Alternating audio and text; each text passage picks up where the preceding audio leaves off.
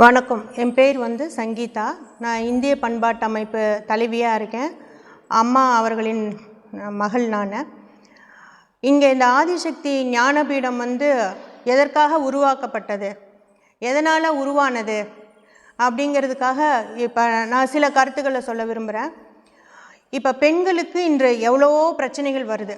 பெண்கள் எல்லாம் பிரச்சனைனா எங்கள் தாய் வீட்டை நோக்கி செல்லுவோம்.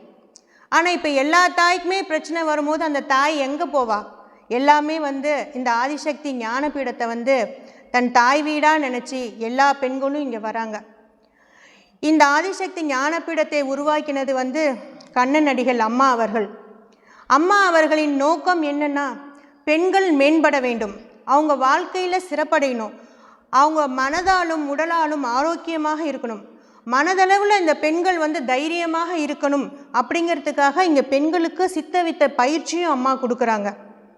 இந்த கோயில் உருவானது பந்தக்கால் போட்டதிலிருந்து ஒவ்வொரு விழாக்களும் விசேஷங்களும் முழுமையாக இங்கே இருக்கிற பெண்கள் தான் பண்ணோம். அதே மாதிரி அம்பாள் கும்பாபிஷேகம் நடத்தும் பொழுது கிட்டத்தட்ட ஒரு 60 பெண்கள் எல்லாரும் பச்சை உடை உடுத்தி, அம்மா சொல்லுவாங்க, விவசாயம் நம் நாட்டின் முதுகெலும்பு என்று. அந்த விவசாயத்தை மேம்படுத்த வேண்டும், இயற்கையை போற்ற வேண்டும் என்பதற்காக அம்மா பச்சை உடை அனைவரையும் உடுத்த சொல்லி நாங்கள் எல்லாருமே பெண்கள் கிட்டத்தட்ட ஒரு 60 பெண்கள் தான் யாகம் நடத்தி வேள்வி பூஜை செஞ்சு கலசம் எடுத்து மேலே இந்த ஆதிசக்தி அம்மாவுக்கு கும்பாபிஷேகம் செஞ்சோம். இந்த கோயில் எல்லா சாஸ்திரப்படி முறைப்படி அந்த மாதிரி எல்லா முறைகளும் கலந்திருக்கு. எல்லா பெண்களும் வரலாம், எல்லா மதத்தினரும் அம்மாவிட சரணடையலாம். அம்மாட்ட நம்ம பிரச்சனைகளை சொல்லும் பொழுது எப்படி ஒரு குரு வேணும், நமக்கு குரு மூலியமாக தான் நம்ம தெய்வத்தை சரணடைய முடியும். அம்மா இங்கே குருவாகவும் இருக்காங்க, அம்மாவும் இருக்காங்க.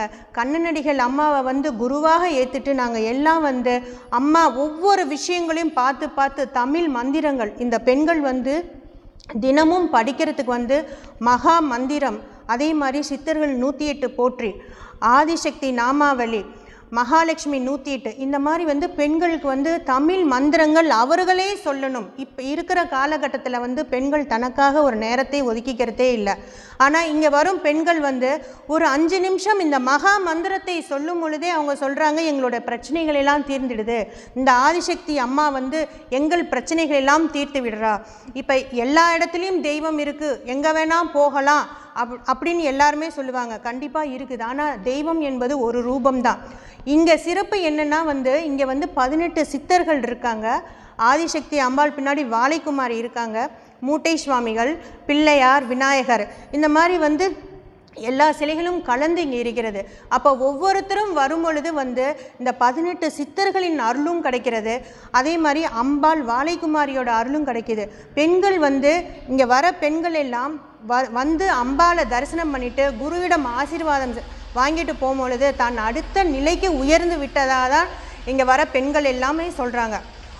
முதல்ல நம்ம உள்ளம் ஆன்மா தூய்மை அடைய வேணும். அதற்கான பயிற்சி இந்த பெண்களுக்கு இங்கே கொடுக்கப்படுது. அதாவது பெண்கள் தன் மன வலிமையை மேம்படுத்துவதற்காக சித்தவித்தை பயிற்சி கொடுக்கப்படுகிறது. அதே மாதிரி பார்த்திங்கன்னா கருவறைக்குள்ளே எல்லா பெண்களுமே இங்கே அனுமதிக்கப்படுகிறார்கள். இங்கே பூஜை செய்யும் அனைத்து பெண்களுமே கருவறைக்குள்ளே செல்வதற்கு அனுமதி உண்டு. அம்பாளுக்கு அவர்களுடைய கரங்களாலே அபிஷேகமும் செய்கிறாங்க. இது ரொம்ப சிறப்பு, இது எங்கேயுமே நடக்காது. அதே மாதிரி சித்தர்களுக்கு இருமுடி இங்கே தான் நம்ம செலுத்துகிறோம். ஒரு 5-6 வருடமாக சித்தர்களுக்கு சித்தர் இருமுடி, இது பெண்கள் அனைவரும் 7 நாட்கள் விரதம் இருந்து இந்த சித்தர்களுக்கு இருமுடி செலுத்துகிறாங்க. இன்னொன்று அம்மா அன்னதானம், அதாவது அன்னம், அதை நம்ம ஒரு இந்திய பண்பாடு என்பது அனைவருக்கும் உணவளிக்கணும், அதாவது பசி இல்லா ஒரு உலகத்தை உருவாக்கணும். இதற்காக அம்மா தினமும் ஒரு 108 பேருக்கு அன்னதானம் வழங்கிட்டு இருக்காங்க. அதே மாதிரி இங்கே ஆலயத்துக்கு வரும் அனைவரும் பசியாறி தான் செல்வாங்க. யாருமே பசியோடு போனதாக இது வரைக்கும் வரலாறே கிடையாது. அதே மாதிரி பௌர்ணமி, அமாவாசை, அந்த மாதிரி சிறப்பு யாகங்கள் பூஜைகள் மாதம் மாதம் நடக்குது. இந்த அமாவாசை பௌர்ணமி பூஜை எல்லாமே இங்கே இருக்கிற பெண்கள் தான் சேர்ந்து செய்கிறோம். எல்லாருமே சேர்ந்து செய்யும் பொழுது இந்த பெண்களுக்கு ஒரு நட்பு உணர்வு ஏற்படுகிறது. அதே மாதிரி சொந்த பந்தங்களோட தன் தாய் வீடு என்ற உரிமை எல்லா பெண்களுக்குமே இங்கே இருக்குது. எந்த பெண்கள் இங்கே உள்ளே வந்தாலும் எங்கள் அம்மா வீட்டுக்கு வந்துட்டேன், அம்மா சொல்லுவாங்க, அம்மாவோடைய ஸ்லோகனே அம்மா இருக்கேன் கவலைப்படாதே. உண்மையிலே அது ரொம்ப உண்மை. ஒரு சின்ன ஒரு பெண் கண் கலங்கினா கூட அதை வச்சே அம்மா வந்து உனக்கு இந்த பிரச்சனைகள் இருக்குது, கவலைப்படாதே, நான் தீர்த்து வைக்கிறேன் அப்படின்னு தான் சொல்கிறாங்க. அதே மாதிரி அம்மா சொல்கிறாங்க, உனக்குள்ளே அம்மா இருக்குது, நீயே தான் அதை வெளியில் கொண்டு வரணும். அப்போ வந்து நீ பயிற்சி மூலியமாக கொண்டு வரலாம், உன்னோட பிரச்சனையை நீயே சரி செய்து கொள்ள முடியும் அப்படின்னு அம்மா சொல்கிறாங்க. நீ வந்து தியானம் இரு, அம்மாவிட மனமுருக வேண்டும், கொஞ்சம் கொஞ்சமாக நீ மேன்மை அடைவாய், உன்னுடைய டிஎன்ஏ ஸ்ட்ரக்சரையே அந்த இறைவன் மாற்ற முடியும், சித்தர்கள் மாற்றுவார்கள், சித்தர்களுக்கு அந்த அருள் இருக்கிறது.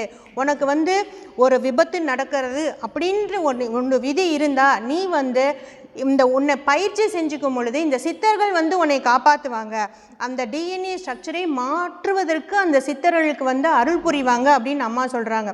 அதனால் பெண்கள் எல்லாருமே வந்து இங்கே ரொம்ப அமைதியாகவும் இருக்கிறாங்க, ஒற்றுமையோட ரொம்ப சிறப்பாக இங்கே பூஜைகள்லாம் செய்கிறாங்க. இன்னொரு விஷயம், அம்மா வந்து இந்த பெண்களுடைய வாழ்வாதாரத்தை முன்னேற்றம் அடையணும், இது வந்து ஒரு அம்மாவோட பெரிய குறிக்கோள். அதாவது வந்து இப்போ வந்து பெண்கள் வந்து எத்தனையோ சமூகத்தில் வந்து எவ்வளோ பிரச்சனைகளை சந்திச்சுட்டு வரும் பொழுது பொருளாதார ரீதியாக தானும் தனித்துவமாக நிற்கணுன்ட்டு இங்கே நிறையா பெண்களுக்கு வேலை வாய்ப்பை அம்மா வந்து உருவாக்கி கொடுத்துருக்காங்க. அது ரொம்ப வந்து பெரிய விஷயம். அதாவது வீட்டை விட்டு வெளியில் வராத இங்கே பல பெண்கள் வந்து அம்மா வந்து அவங்களுக்கு ஒரு வேலை வாய்ப்பை கொடுத்து பொருளாதார நிலைமையை அம்மா உயர்த்தி கொடுத்துருக்காங்க. அதனால் இந்த பெண்கள் எல்லாம் மகிழ்ச்சியாக இருக்கிறாங்க. இவர்கள் மட்டும் மகிழ்ச்சி இல்லாமல் அவங்க குடும்பமும் மகிழ்ச்சியாக இருக்குது, அதுதான் ரொம்ப பெரிய விஷயம். அதனால் வந்து இங்கே எல்லாரும் வந்து நம்ம சொல்கிறோம், கலியுகத்தில் வந்து சித்தர்களை நேரில் காண்பது என்பது அரிது, ஆனால் வந்து அம்மா வந்து இங்கே சித்தர் வடிவில் எளிமையாக நம்மளோட உரையாடிட்டு இருக்காங்க. அதனால் இந்த வாய்ப்பை நம்ம எல்லாருமே பயன்படுத்திக்கணும். நம்ம பக்கத்தில் இருக்கவங்க எல்லாருமே எங்கெங்கேயோ வெளியூரில் இருந்தெல்லாம் வந்து அம்மா வந்து தரிசனம் பண்ண வராங்க. எல்லாருமே வந்துட்டு போனவங்க எல்லாமே வந்து அடுத்த நிலைக்கு தான் உயர்ந்திருக்காங்க, அவங்களோட பிரச்சனைகள் எல்லாம் தீர்ந்திருக்குன்னு ஒவ்வொருத்தரும் சொல்கிறாங்க. வந்த உடனே எல்லாருமே சொல்லுவாங்க, வந்த உடனே என் பிரச்சனை சரியாக போகணும்னு. ஆனால் பிரச்சனைகள் வந்து நம்மளுடைய கர்ம வினை எப்படியோ கொஞ்சம் கொஞ்சமாக தான் மறைஞ்சிட்டு வரும். அப்போ வந்து நீ தெய்வத்தை வந்து தரிசனம் பண்ண உன்னுடைய பிரார்த்தனைகள் தியானம் நீ நல்வழி செல்ல வந்து உன்னுடைய கர்மவினை மறைமறைய உன் பிரச்சனைகள் கொஞ்சம் கொஞ்சமாக தெரியும். அம்மா வந்து அனைவரும் ஒழுக்கமுடன் இருக்க வேண்டும், நன்னெறியில் நடக்க வேண்டும், அனைவருக்கும் உணவு கிடைக்க வேண்டும், பெண்கள் பாதுகாப்பாக இருக்க வேண்டும், பெண்கள் மேன்மை அடைய வேண்டும். அதனால இங்கே பெண்களுக்கு ரொம்ப முக்கியத்துவம். இங்கே வர பெண்கள் எல்லாம் அனைத்து வேலைகளையும் ரொம்ப சிறப்பாக அம்மாவோட அருளோட வந்து நாங்கள் சிறப்பாக செஞ்சிட்ருக்கோம். இன்னொரு விஷயம், இந்த தமிழ் மந்திரங்களை படிக்க வந்து நமக்குள்ளே ஒரு மன அமைதி ஏற்படுது. இந்த மகாமந்திரம் ஒன்று சொன்னால் கூட போதும், நம்ம வாழ்க்கையில் வந்து மேன்மை அடைய முடியும். நிறைய பெண்கள் சொல்கிறாங்க, எங்களுக்கு படிக்க தெரியாது அப்படின்னு சொன்னால் கூட இந்த மகாமந்திரத்தை மட்டும் சொல்லிவிட்டு அவங்க வந்து சிறப்பாக செஞ்சிருக்காங்க. அதே மாதிரி அம்மா வந்து நிறைய சமூக பணிகள் வந்து செஞ்சுருக்காங்க. நிறையா இப்போ பெண்களுக்கு பார்த்திங்கன்னா வந்து தையல் மிஷின் இயந்திரங்கள், அதே மாதிரி அங்கே இயற்கை அந்த வாழ்வாதாரத்தை உயர்த்துறதுக்கு வந்து ஆடு மாடுகள் இதெல்லாம் அம்மா வழங்கியிருக்காங்க. அதே மாதிரி வந்து ஏழை பெண்களோட திருமணத்திற்கு வந்து அம்மா திருமாங்கல்யம் வாங்கி கொடுத்து தன்னோட சொந்த செலவில் பல திருமணங்களை, இலவச திருமணங்களை அம்மா நடத்தி வச்சிட்டு இருக்காங்க. அதே மாதிரி வந்து அன்னதானம் வந்து ஒரு சிறப்பான செயல், அது எப்போதும் நாள்தோறும் நடந்துட்டு இருக்கு. அதனால் இங்கே எல்லாரும் வந்து நம்ம குருவர்களையும் பெறணும், அந்த ஆதிசக்தி அருளையும் பெறணும். அம்மாவிட வந்து நம்ம சரணை அடைஞ்சிட்டோம்னா கண்டிப்பாக நம்ம வாழ்க்கையில் மேன்மை தான். இது வந்து யாருனாலையும் மறுக்கவே முடியாது. இங்கே வந்த எல்லாருமே உயர்ந்து தான் இருக்கும். அம்மா வந்து ஒரு 600க்கும் மேற்பட்ட சித்தாடல்கள் செஞ்சுருக்காங்க, அதாவது உயிர் சித்தம் செஞ்சுருக்காங்க. எங்கள் வீட்டில் ஒரு தடவை அம்மா வரும் பொழுது அம்மா சொன்னாங்க, ஒரு பாத்திரம் நிறையா தண்ணி எடுத்துகிட்டு வந்து சுவாமி அறையில் வெயினாங்க. பூஜை அறையில் வந்து தண்ணி கொண்டு வந்து வச்சோம். தண்ணி கொண்டு வந்து வைக்கும் பொழுது அம்மா வந்து சொன்னாங்க, எல்லாரும் கொஞ்சம் இருங்க, கொஞ்சம் நேரம் கழிச்சு வாங்க அப்படின்னு சொன்னாங்க. எல்லாரும் வந்து இருந்து அந்த கண்ணை மூடி பிரார்த்தனை பண்ணிட்டு இருக்கும் பொழுது என் கணவரை அழைத்து அந்த பாத்திரத்தில் கையை விட்டு பாரு அப்படின்னு சொல்லும் பொழுது அம்மா வந்து சித்தாடல் மூலியமாக வந்து ஒரு அடிக்கு வந்து ஒரு முருகன் விக்கிரகம், அதாவது மயில் வேலோட அந்த விக்கிரகம் வந்து இருந்தது. அது ரொம்ப சிறப்பு. ஏன்னா என் கணவர் வந்து முருக பக்தர், ரொம்ப தீவிர முருக பக்தர். பழனி முருகனுக்கு வந்து தண்டாயுதமே வாங்கி கொடுத்தாங்க. அம்மா சொன்னாங்க, உங்கள் பக்திக்காக முருகப்பெருமான் வந்து நான் வந்து இங்கே வரவழைச்சி கொடுத்துருக்கேன் அப்படின்னு சொன்னாங்க. அதே மாதிரி அம்மாட்ட நான் ஒரு முறை கேட்டேன், வந்து அம்மா வந்து சித்தர்கள் வந்து மண்ணெல்லாம் பொண்ணாக்குவாங்களே அது உண்மையா அப்படின்னு கேட்கும் பொழுது அம்மா சொன்னாங்க, சிரிச்சுக்கிட்டே அம்மா சொன்னாங்க, நீ வந்து ஒரு கொஞ்சம் மண் உன் கொள்ளையிலேருந்து எடுத்துகிட்டு வா அப்படின்னு சொன்னாங்க. அதே மாதிரி இந்த கொஞ்சம் மண்ணை எடுத்து கொண்டு வந்து அம்மாட்ட காமிக்கும் பொழுது அம்மா வேப்பலையை உருவி போட்டு சித்தாடல் மூலியமாக வந்துட்டு அந்த மண் துகள் மேலே வந்து சித்தாடல் மூலியமாக பார்த்துட்டு வேப்பிலை உருவி போட்டு நீ ஊதி பாருனும் போது ஊதி பார்க்கும்போது சின்ன சின்ன துகள்கள் அதில் வந்து இருந்தது, மண் துகள்கள். அப்போ தான் வந்து சித்தர்கள் வந்து மண்ணையும் பொன்னாக்கக்கூடிய சக்தி இருக்கும். இப்போ நம்ம எல்லாம் வாழும் சித்தர்களோடு வாழ்ந்துட்டு இருக்கோம். தாய் தந்தையாக இருந்தாலும் அம்மா எங்களோடே இருக்குது. நாங்கள் வந்து ஒரு அம்மாவோட குழந்தையாக பிறந்ததுக்கு வந்து நாங்கள் வந்து அம்மாவை பாதத்தில் சரணடைஞ்சு ஜென்ம ஜென்மத்துக்கு வந்து அதை வந்து நாங்கள் நன்றி கடன் பட்டிருப்போம். அம்மா வழியிலே நாங்களும் நடந்து பல நல்ல விஷயங்களை இந்த சமூகத்துக்கு செய்யணும். அதுதான் அம்மாவுடைய வழிகாட்டுதல். கண்டிப்பாக நாங்களும் அம்மாவுடைய வழிகாட்டுதல் படி நடந்து சிறப்பான சேவைகளை செய்வோம். நன்றி.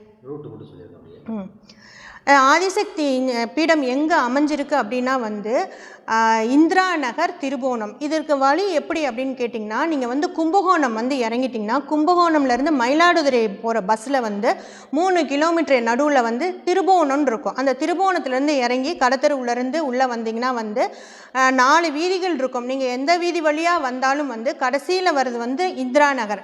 இந்திரா நகர் உள்ளே வந்தீங்கன்னா கடைசியில் வந்து ஆதிசக்தி ஞானபீடமும் இருக்கும். இதை பற்றி இந்த ரூட் மேப் கூகுள் மேப் போடணும்னா நம்மளோட வந்து வலைத்தளமும் இருக்குது, www.indianculture.org. இந்த வலைதளத்தில் போய் பார்த்தீங்கன்னா வந்து இங்கே நடக்கும் நிகழ்ச்சிகளும் நமக்கு வந்து தெளிவாக தெரியும். அந்த ரூட் மேப்போட வந்து கூகுள் மேப்பும் அதில் இருக்குது. அதே மாதிரி எல்லா இடங்களையும் வந்து இந்த வழிகாட்டி போர்டும் இப்போ வச்சுருக்காங்க. அதனால் வந்து நீங்கள் வந்து ஆதிசக்தி ஞானபீடத்தை வந்து எளிமையாக அடைய முடியும். அனைவரும் வந்து அம்மாவுடைய அருளை பெறணும். நன்றி.